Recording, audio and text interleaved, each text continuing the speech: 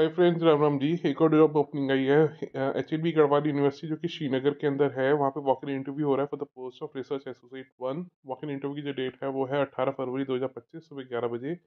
Venue है department of geography, चौरस campus, एच.एम.बी Garhwal university Srinagar Garhwal.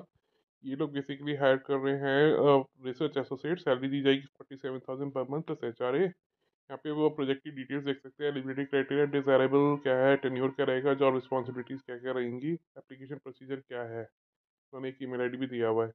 Second job opening आई है walker interview for the post of junior research fellow in S E R B research project. ये again HMB Garhwal university के लिए। इसकी walk in interview की date है 18 फरवरी 2025 सुबह 11 बजे। आप देख सकते हैं स्क्रीन पर। और यहाँ पे अगेन जब सैलरी दी जाएगी 31,000 पर मंथ प्लस एच.आर.ए दिया जाएगा। जूनियर रिसर्च फेलो का पोजीशन है। ये पूरा का पूरा नोटिफिकेशन आप हमारे टेलीग्राम चैनल से डाउनलोड कर सकते हैं। हमारे चैनल का नाम है चटपटा धूम। Thank you so much.